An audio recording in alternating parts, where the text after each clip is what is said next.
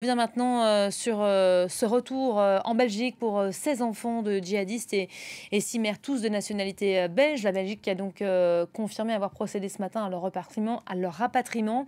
Tous vivaient dans le camp d'Al-Hol, au nord-est syrien, sous contrôle kurde. On retrouve tout de suite en direct de Bruxelles Alix Le Bourdon. Alix, bonjour. Que sait-on précisément des circonstances de ce rapatriement ?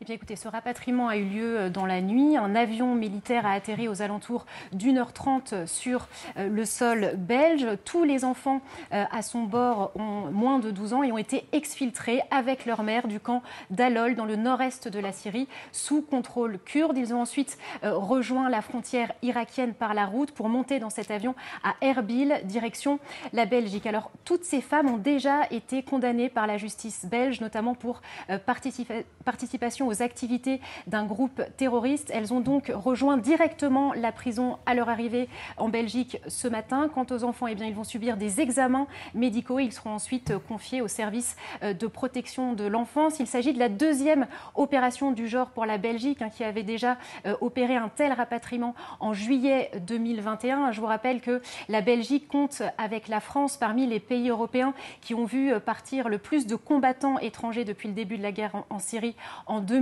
Plus de 400 Belges sont partis y combattre. Mais en tout cas, après ce rapatriement ce matin, il ne reste plus que 4 femmes et 5 enfants d'origine belge toujours détenus en Syrie.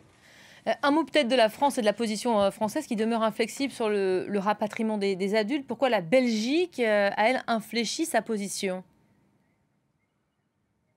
Eh bien, écoutez, la Belgique a commencé à changer sa politique en ce qui concerne ses ressortissants en Syrie à partir du début de l'année 2021. Là, le gouvernement belge a décidé de rapatrier tous les enfants de moins de 12 ans, ainsi que leur mère, mais au cas par cas. L'organisme belge chargé de l'analyse de la menace terroriste avait jugé que ces enfants et ces mères ayant passé du temps dans ces camps nécessitaient un suivi permanent, ce qui est finalement plus facile à réaliser depuis le sol belge. Résultat, le Premier ministre belge, Alexander De Croo, avait promis de rapatrier tous les enfants dont la filiation belge pouvait être prouvée, ainsi que leur mère dans certains cas. Et donc, ce premier rapatriement avait pu se faire après des tests ADN et des interrogatoires réalisés sur place.